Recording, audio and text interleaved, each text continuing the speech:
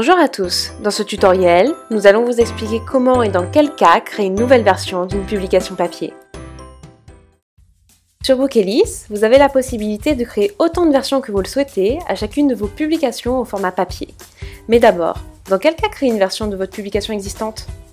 Vous voulez essayer d'imprimer votre livre avec un critère différent, couverture souple, carte couchée, pellicule brillant plutôt que mat, papier couché blanc plutôt qu'offset, couleur plutôt que noir et blanc.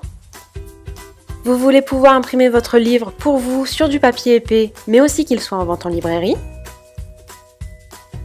Ou vous voulez essayer un autre format pour votre livre. Attention, dans ce cas, il faut aussi modifier le format de votre fichier de couverture. Si vous n'êtes pas dans un de ces cas-là et que la modification que vous voulez faire est plus importante, il faut alors créer une nouvelle publication de zéro.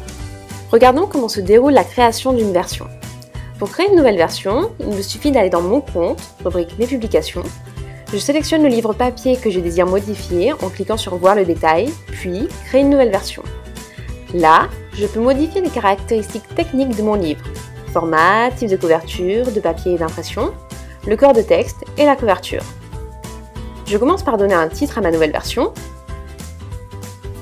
Je remarque ensuite que je peux soit modifier seulement ma couverture, auquel cas je passerai directement à l'étape numéro 2, soit faire en sorte que ma version soit compatible avec la distribution Hachette. Dans mon cas, j'ai envie de tester de nouvelles combinaisons pour mon livre. Par rapport à ma première version, je choisis un pelliculage mat et du papier bouffant. Je modifie également mon corps de texte, puisque j'ai ajouté 10 pages par rapport à ma version originale. Je charge mon nouveau fichier.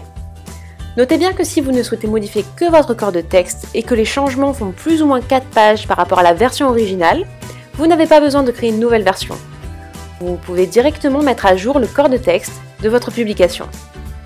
Mon nouveau corps de texte est téléchargé, je le vérifie, il me convient, je valide. Me voici à l'étape numéro 2, la couverture. En effet, le nombre de pages est plus important maintenant, donc ma couverture a une tranche plus large. Comme lors du processus de publication, je peux soit réaliser ma couverture à l'aide de l'outil en ligne de Bookelist, soit importer mon propre fichier de couverture, soit en commander une à un graphiste Bookelist. J'opte pour la première option, le nouveau format de couverture sera calculé automatiquement. Je peux modifier les informations présentes sur la quatrième de couverture. Si j'ai fait une faute de frappe dans mon résumé original, je peux rectifier le tir dans cette nouvelle version. Je peux aussi modifier ma biographie et ma photo.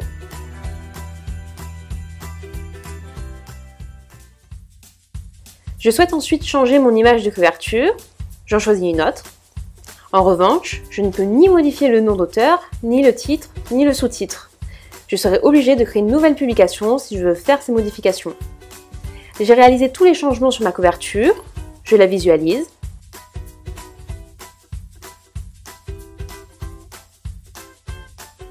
Elle me convient.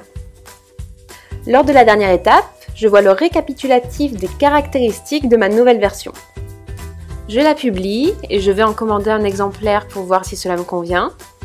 Cette nouvelle version est désactivée par défaut. Je ne peux publier qu'une seule version à la fois puisqu'il s'agit du même livre avec le même numéro ISBN. Voilà, vous savez comment et dans quelles circonstances créer une nouvelle version. À vous de jouer!